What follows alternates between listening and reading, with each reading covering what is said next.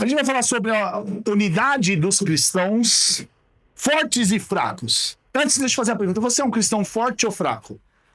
Você se considera no time dos fortes ou dos fracos na fé? Dos maduros ou dos neófitos? O texto que nós vamos olhar em Romanos, né? A gente vai tentar mostrar hoje que a unidade da igreja é preservada quando fortes e fracos se acolhem mutuamente, lembrando do quê? O que eles têm em mente? Deus recebe, o Senhor sustém, Cristo governa e só Ele que julga. Deixa eu fazer umas perguntinhas. Fazer aqui um momento de... Será que o cristão pode ou não pode beber cerveja? Ou será que é só não ficar bêbado? Não responda, não responda. Será que um cristão pode ou não pode dançar num baile de formatura? Festa de 15 anos. Será que o cristão pode ou não pode assistir novela, assistir o Big Brother? Ah, é do diabo, né? É do diabo, né? Será que o cristão pode faltar na igreja no dia do seu aniversário? Pode ou não pode? Ou ele pode faltar na igreja quando o seu time chegar na final do campeonato?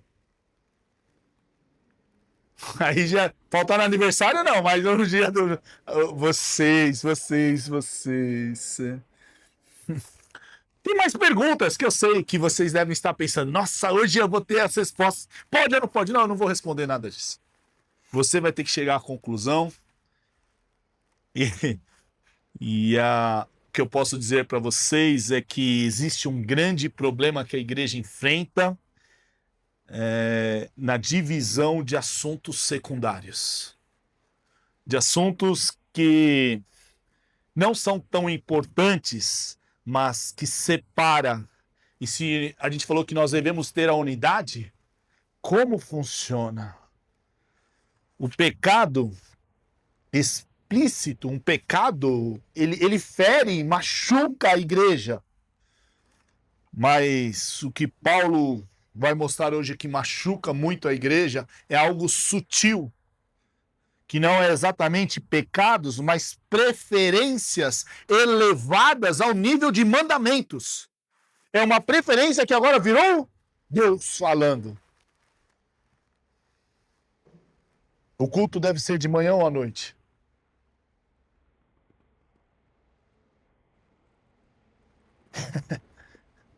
Precisamos, então, estar atentos em assuntos não ordenados e nem proibidos. O texto vai falar de dietas, de dias, de costumes.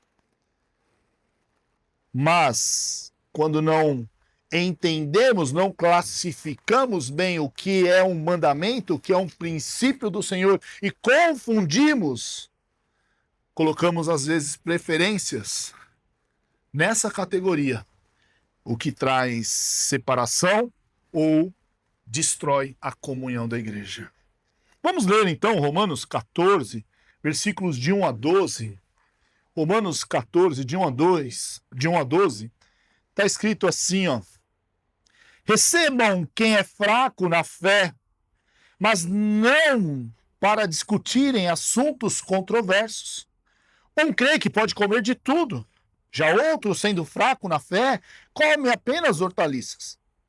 Aquele que come de tudo não deve desprezar quem não come. E aquele que não come de tudo não deve condenar quem come, pois Deus o aceitou. Quem é você para julgar o servo alheio? É para o seu próprio Senhor que ele está em pé ou cai, e ficará em pé, pois Deus é capaz de sustentá-lo. A quem considere um dia mais sagrado que o outro, a quem considere iguais todos os dias. Cada um deve estar plenamente convicto em sua própria mente. Aquele que considera um dia especial, para o Senhor o faz.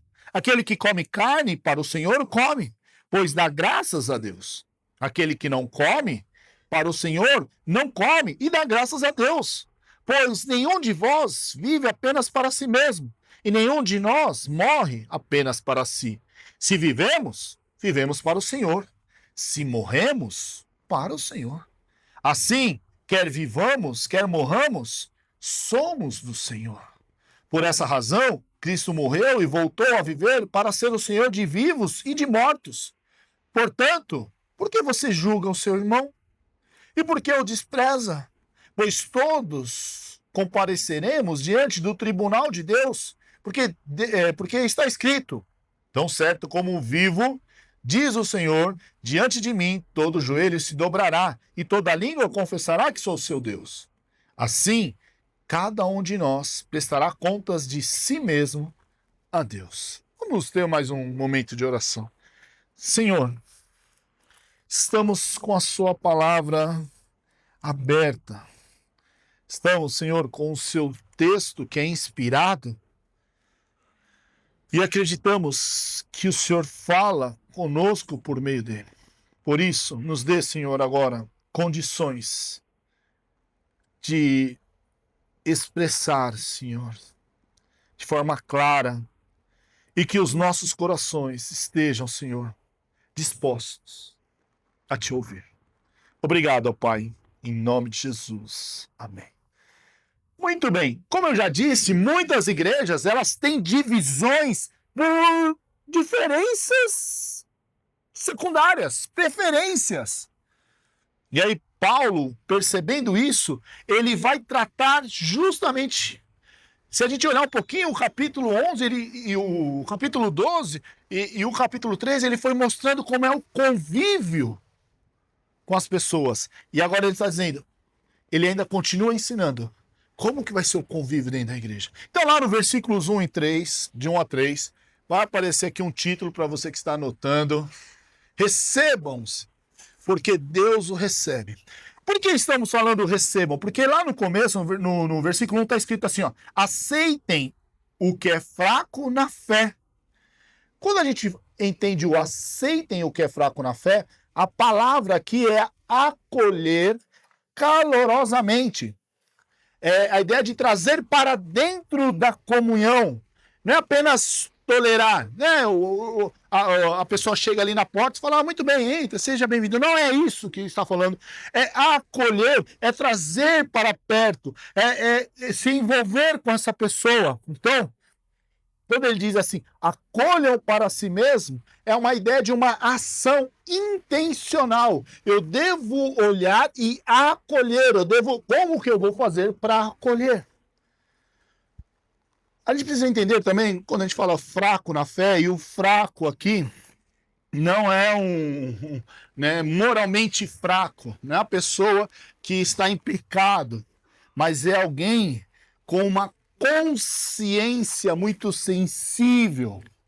E no texto, o contexto nos ajuda a entender que é influenciada pelas tradições passadas. E a gente está falando de crentes judeus dentro do contexto romano. Então, eles tinham algumas tradições, as dietas judaicas. Nós temos, por outro lado, os tabus dos gentios. Então ele está falando, ó, quem pode ser esse fraco na fé? Aquele que, com uma consciência que está muito sensível a costumes, a tradições do passado. O texto também, se você está olhando, está bem claro para nós. Está escrito assim, sem discutir assuntos controversos. Paulo, o que ele quer mostrar para a gente? Que você evite debates inúteis.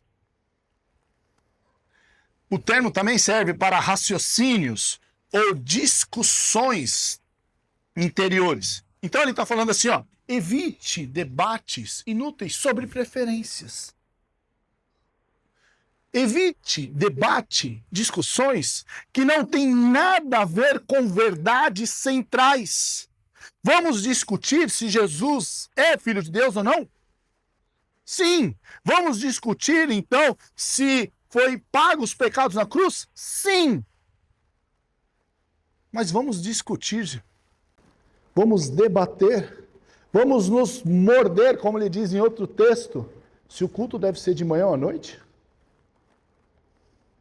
Entendeu? É inútil. Não serve. Quando ele usa a palavra inútil, quando a gente está pensando aqui em ser inútil, é que não constrói. Você não tira proveito. É a mesma coisa que você colher uma fruta no pé, só que a fruta está estragada. Isso foi inútil. Você pegou a fruta, mas agora ela está cheia de bicho. Ela não serviu. Então, ele diz, crê que pode comer tudo, no versículo 2. Já outro come apenas legumes, em algumas versões. A ideia, então, é que,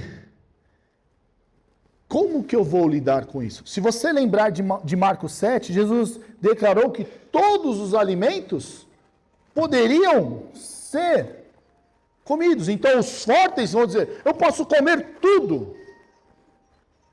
Já o fraco evita a carne para não arriscar a contaminação com a idolatria. Aí Atos 15, 20. Então pensa bem. Eu tenho um que diz eu posso comer tudo. O outro diz eu não posso comer certas coisas.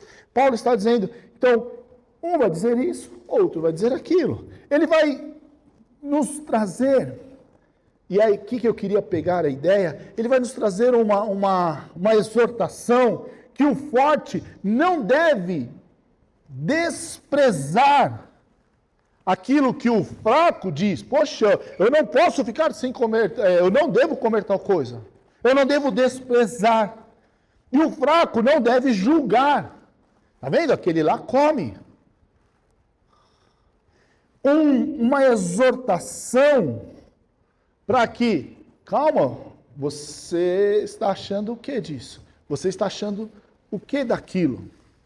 Onde eu quero chegar com isso? O texto diz que Deus acolheu. Se Deus não rejeita quem somos,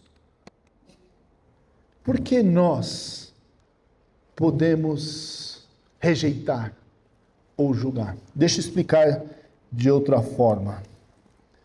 Então, vamos pegar aqui, usando ainda a tradução judaica, ele não come tal coisa. A ideia, então, de que ele é fraco na consciência, porque o Senhor falou que você pode comer todas as coisas. Ele ainda precisa amadurecer. Mas então, me julgando forte, já que eu como, eu posso menosprezar ele? Agora, por outro lado, ele, então, que não come, você acha que ele vai se sentir fraco na fé? Não, ele tem a convicção, então ele se acha forte. Daí ele olha para o outro que come, ele vai dizer, esse cara não sabe direito. Então ele pode julgar? Não. Por que não? Porque Deus salvou tanto um quanto o outro. Deus acolheu tanto um quanto o outro. Se Deus recebe ambos, tanto fraco ou forte, a gente estava nessa separação, pela graça, quem somos nós para impor barreiras?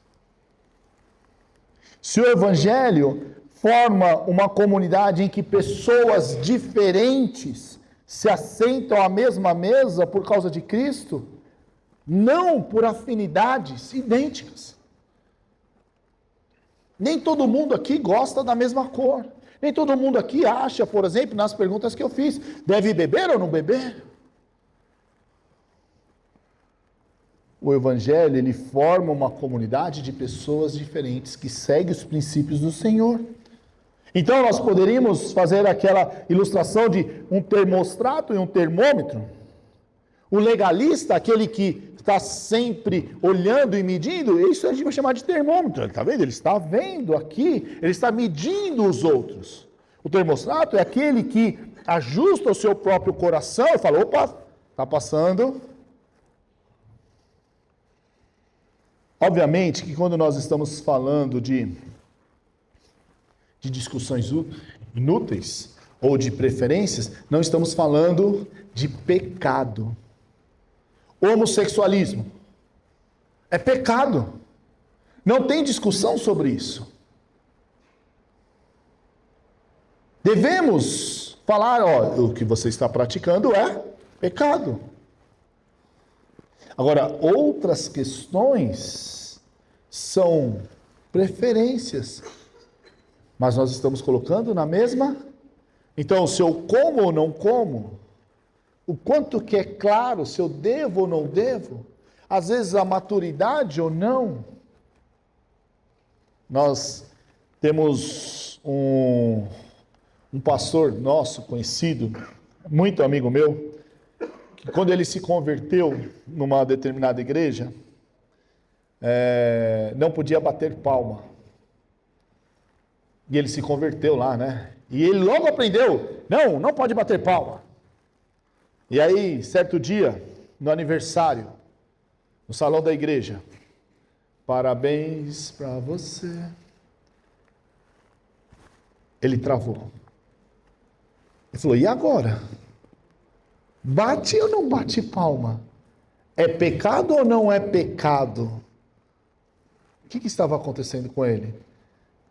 Ele ainda não tinha a consciência, ele não tinha a maturidade para discernir se era simplesmente uma preferência ou se era um pecado.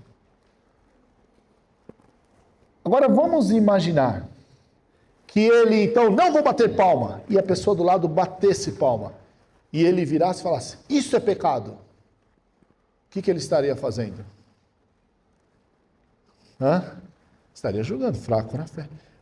Agora vamos pensar que ele muito bem, isso não tem nada a ver, eu vou bater palma. E a pessoa do lado olhasse, nossa, ele está batendo palma.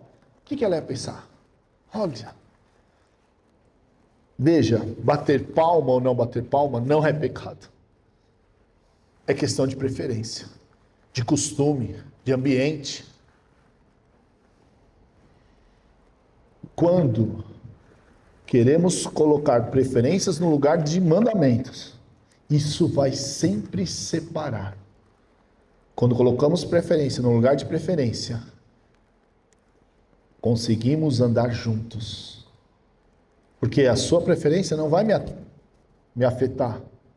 A minha preferência não vai te afetar. Quando eu penso sobre isso, eu fico imaginando que Deus, Ele é um Pai que recebe filhos imperfeitos. E Ele exige de nós crescimento, rumo à semelhança de Cristo, a maturidade. Por quê? Porque nós pertencemos à mesma família. Só que esse crescimento é um processo, essa maturidade é um processo. Quer dizer que tem alguns que estão no começo, outros estão no meio, outros estão mais à frente. Como que vamos fazer? Muito bem, essa fileira aqui vai ser só os maduros, essa fileira aqui os mais ou menos maduros, e essa fileira aqui, aqueles que são neófitos. Tudo bem? A gente vai fazer isso? É assim que funciona? Não. Convivemos juntos. Tendemos a medir os outros pelo nosso padrão e não de Deus.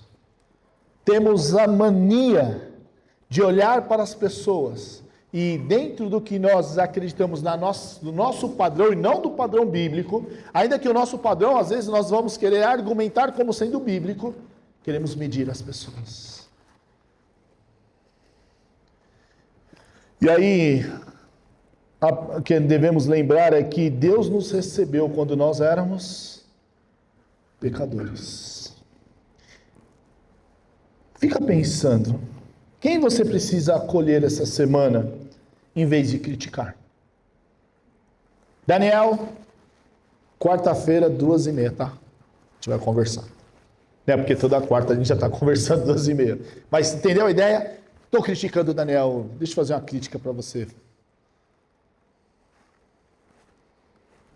Alguém tem uma crítica para o Daniel? Não fala. Ó, Daniel, o pessoal é fogo, né? Então, quarta-feira você vai ver. Em vez de eu criticá-lo, acolher. Acolher, como eu te falei, trazer perto, vamos conversar. ou simplesmente tolerar se for preferência. Você é mais espiritual porque segue mais regras? Isso é do diabo. Se você acha que você é mais crente que qualquer um aqui porque você segue mais regras, talvez você está bem longe do que é ser espiritual.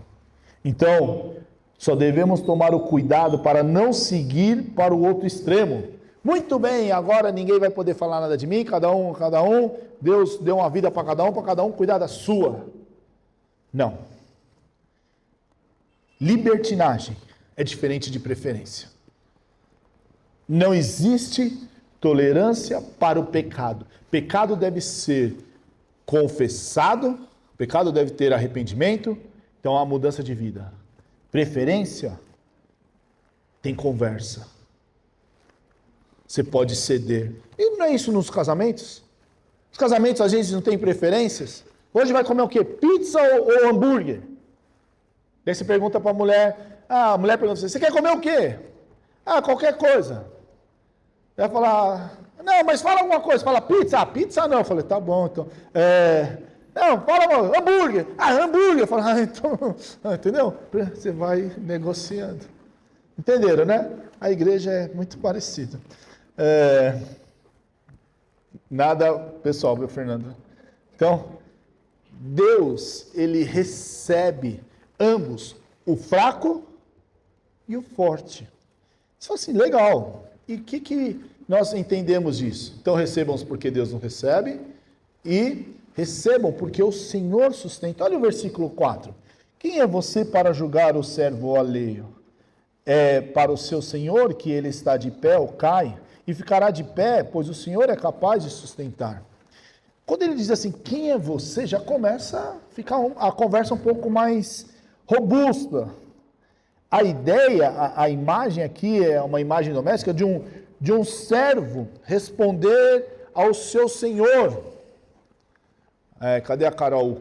Curios, né? Ou Kyrios, né? Tá vendo? Fica bonito essas palavras, né? Então, olha só, ninguém tem autoridade para sentenciar outro servo. Só o Senhor. Vamos lá. Daniel, você pode ser meu voluntário hoje? Não, pode ficar sentado, mas você pode ser, vou usar sempre você agora. Tem maturidade para isso, você é forte. Tá bom. Quem pode criticar o Daniel? Ele é feio. É constatação, né? Não é crítica, não é brincadeira. Mas o que a gente pode criticar o Daniel? Sei lá, vamos inventar aqui. Ele é legalista. Ele gosta das cadeiras alinhadas. Ele não gosta de ficar passando na porta, né? Ele não gosta que anda na passarela. O que foi, gente? Daniel, você tem que mudar de vida, né? Esse Daniel, né? Eu já falei, muda de vida. Então, olha só, quem pode criticar o Daniel? Quem? A Bárbara? Não, só o Senhor. Entende? O Senhor pode julgar, o Senhor pode falar, cara, isso que você está fazendo não é certo. Alguém pode chegar para o Daniel e falar, isso que você está falando, baseado no princípio do Senhor X ou Y, isso não está errado. Mas se for simplesmente a questão de organização, que nem o Daniel gosta, como você vai criticar ele? Ou será que você também não faz o mesmo? Ou será que tem outras coisas que talvez mexam com você, que nem mexe com o Daniel?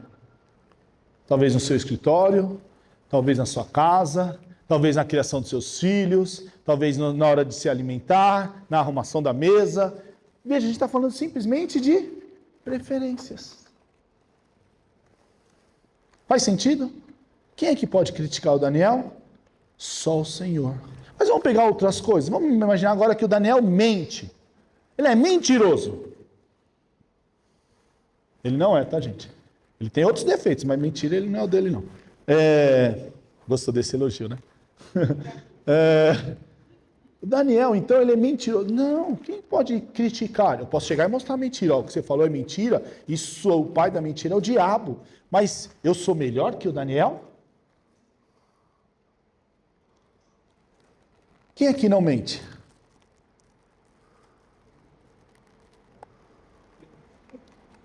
A mentira não é só você falar algo contra a verdade. Tem várias formas de mentir. De fingir, de omitir, de hipocrisia. Então quem aqui pode chegar? Daniel, você é um mentiroso e você merece o fogo ardente do inferno, o enxofre. Exagerei agora. Nem sei se vai ter tudo isso aí. A gente pode fazer isso? Cristo pode fazer isso. O Senhor pode. Por quê? Porque nós só temos um Senhor.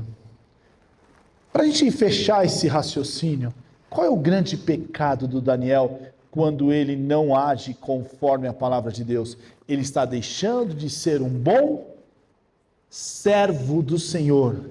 Se ele está deixando de ser um bom servo do Senhor, ele está deixando de cumprir uma missão ou de cumprir um exercício para o Senhor. Quem é o Senhor do Daniel? Sou eu? Óbvio que existem autoridades na vida dele, no serviço, na igreja, mas o Senhor, e a ideia lá de Senhor é só Cristo. Só Cristo é Senhor. Quando a gente parar para pensar nisso, que só Cristo é o Senhor do Daniel, eu vou parar de me preocupar muito com a vida dele e vou preocupar mais com a minha vida. A gente vai ter uma parte que a gente vai explicar um pouco melhor sobre isso. Ele diz, para o seu próprio Senhor ele está em pé ou cai. Olha o que o texto está dizendo. O Senhor que o mantém em pé ou cai. Então ele está em pé, quer dizer ser aprovado ou cair, ser reprovado. Então ele ficará firme. Deus está mantendo. Não tem nenhuma pessoa que vai cair nessa igreja se Deus não permitir. E não tem nenhuma pessoa, envolve eu e você, que está em pé, que não é porque o Senhor está mantendo. Parou para pensar nisso? Se você está em pé, é porque o Senhor assim está fazendo. Geralmente, gostamos de olhar de cima para baixo para aqueles que caem. Por quê?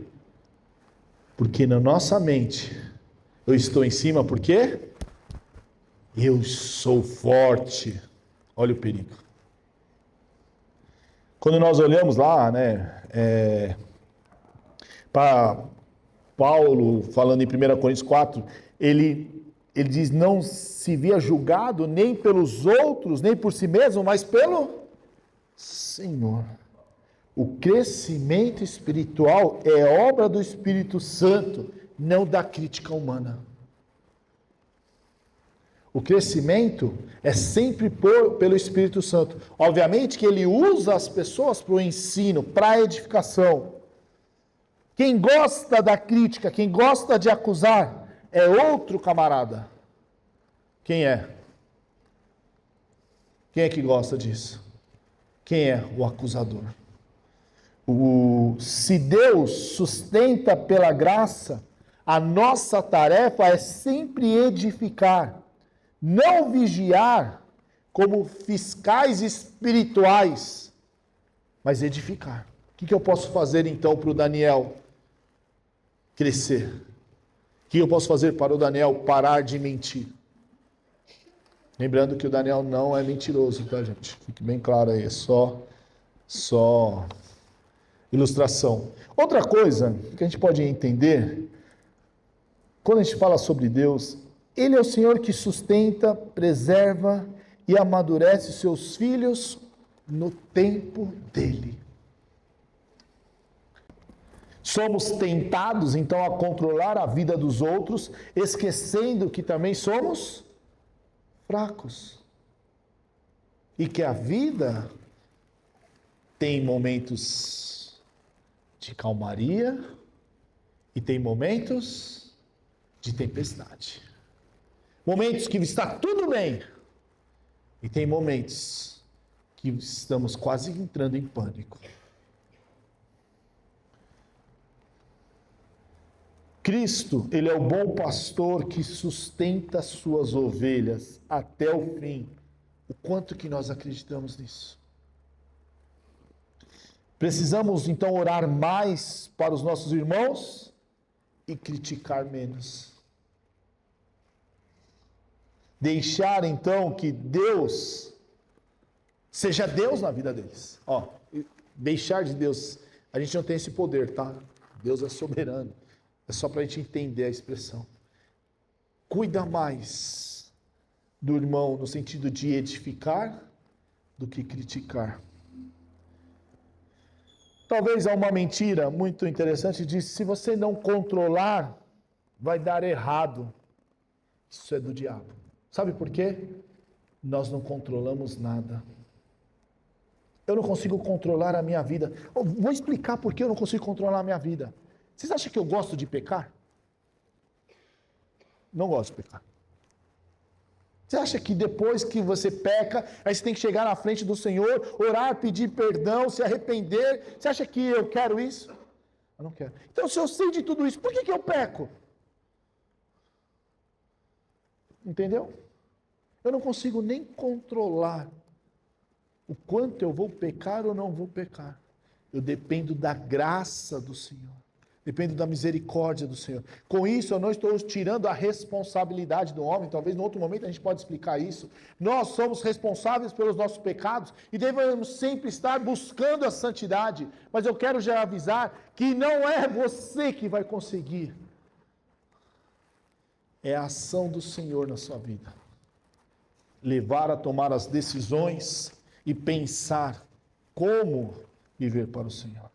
Então, se você não controla, vai dar errado? Ore para que o Senhor controle. E aí nós vamos para o nosso terceiro, que diz assim, nosso terceiro ponto.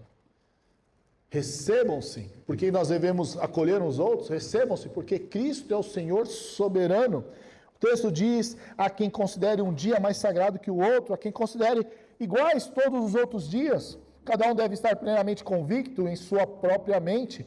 Aquele que considera um dia como especial, para o Senhor assim o faz. Aquele que come carne, come para o Senhor, pois dá graças a Deus. E aquele que se abstém, para o Senhor se abstém, e dá graças a Deus, pois nenhum de vós vive para si, e nenhum de nós morre apenas para si. Se vivemos, vivemos para o Senhor, e se morremos, morremos para o Senhor. Assim, quer vivamos, quer morramos, pertencemos ao Senhor.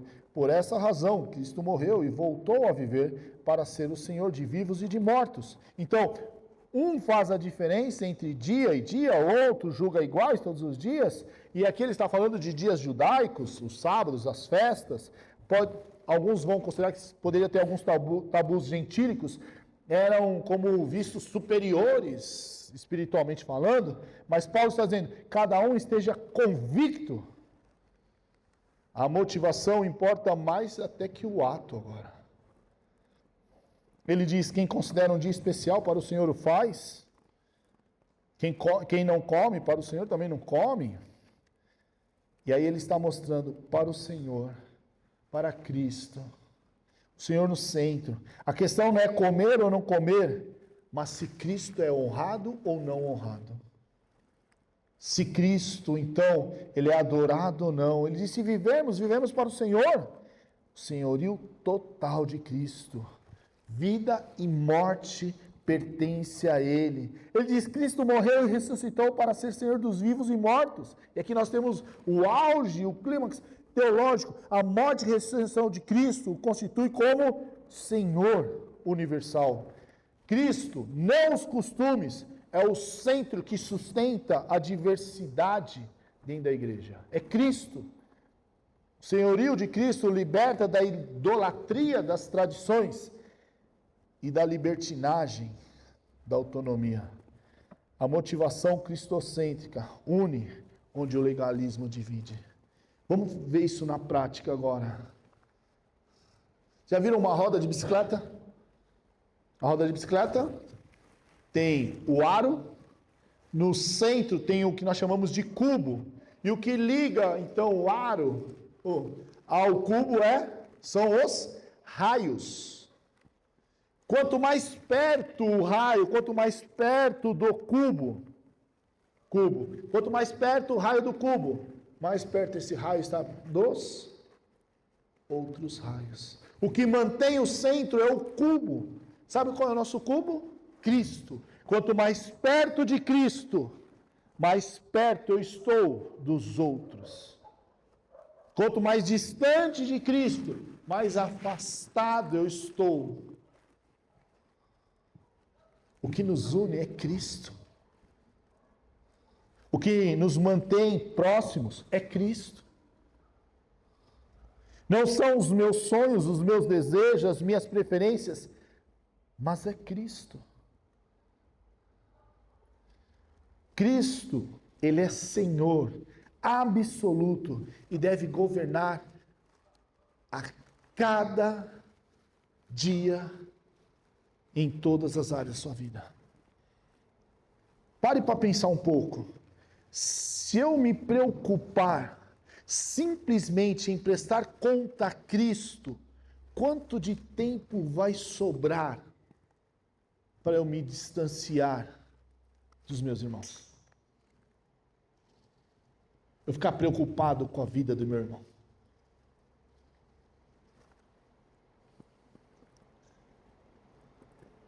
Tinha um pastor bem antiguinho, eu não vou falar o nome dele porque vocês conhecem, mas ele diz que crente que não trabalha na igreja, quem sabe o resto da frase? Aí vocês vão lembrar. Então vocês já sabem de quem eu estou falando, né? O pastor que não sabe? A Patrícia não lembra dela, que ele é mais antigo do que... Crente que não trabalha, dá trabalho. Sabe por quê? Porque ele não está pensando em Cristo. Então ele começa a olhar dos outros. Olhar dos outros. Olhar dos outros.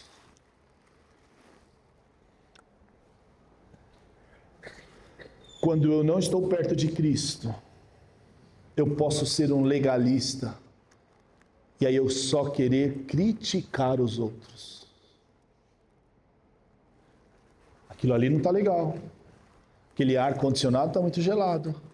Ah, tá vendo? Esse horário não é bacana. O café estava sem açúcar. Que coisa boba, cara. Não pensa? Adivinha por que as pessoas muitas vezes não querem vir para a igreja?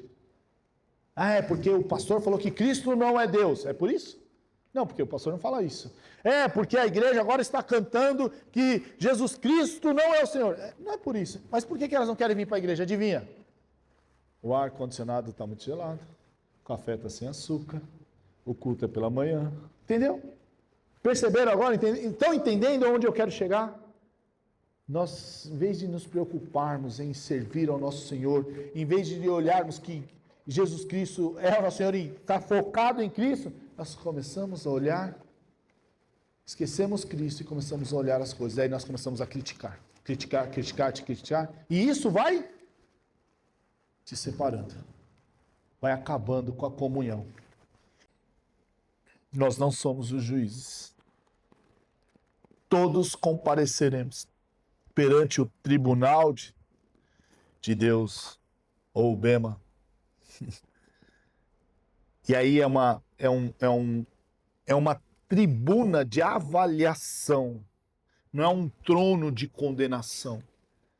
Todos nós vamos passar e tudo que fizermos será visto, a sua motivação, o que você fez.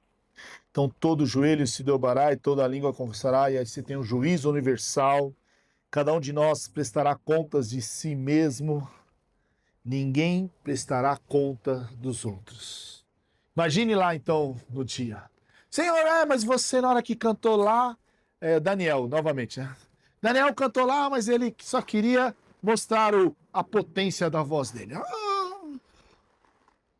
Daniel fala assim, mas você viu lá, a Tamara estava do lado? Cada um é cada um. Vou julgar você, depois a gente vai para ele. Não adianta, você não vai ser o acusador. Você tem que prestar contas do que você fez. Então, usurpar o trono do juiz gera orgulho, amargura, divisão. Devemos viver sempre na presença do Senhor. Eu fico imaginando como será esse dia no tribunal. Deus mostrando assim. Eu acho que sofreremos algumas vergonhas. Mas, lembre-se, Deus é o juiz. Só Ele conhece as motivações. Quero terminar da seguinte forma.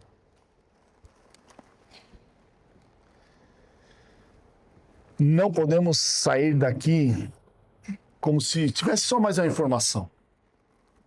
O texto nos chama para uma transformação profunda na forma como tratamos uns aos outros na igreja. E aí, aqui para você não esquecer. Lembre-se, Deus nos acolheu em Cristo. O Senhor nos sustenta e é responsável pelo nosso crescimento. Cristo é o Senhor absoluto das nossas vidas. E Ele, somente Ele, é o juiz diante de quem todos vamos comparecer. Então, pensando nisso, será que temos acolhido aqueles que pensam diferente de nós em assuntos secundários? Ou nos afastados? Será que confiamos que Deus amadurece seus filhos no seu tempo ou tentamos controlar a vida espiritual dos outros? Será que Cristo é realmente o centro ou temos colocado tradições e opiniões pessoais no trono que só pertence a Ele? Será que lembramos que não somos juízes, mas servos e que um dia daremos conta da nossa vida diante do Senhor? Meus queridos, a unidade da igreja não é teórica. Ela se constrói na prática quando abrimos mão do orgulho, acolhemos os diferentes e decidimos viver para Cristo e por Cristo. Por isso, quero deixar aqui um pequeno desafio. Acolha intencionalmente alguém que você tem evitado por diferenças secundárias. Ah, o Daniel. Acolha ele. Ore para confiar mais no trabalho do Espírito Santo na vida dos irmãos. Examine as suas próprias atitudes diante do Senhor em vez de criticar as dos outros. Sirva a alguém sem esperar retorno, apenas para glorificar Cristo. Só sirva. Então, lembre-se, o Evangelho nos une não porque somos iguais, mas porque temos o mesmo Senhor, a mesma cruz e a mesma graça que nos alcançou. Por isso, como a gente vai ver lá em Romanos 15, recebam uns aos outros, assim como Cristo os recebeu para a glória de Deus.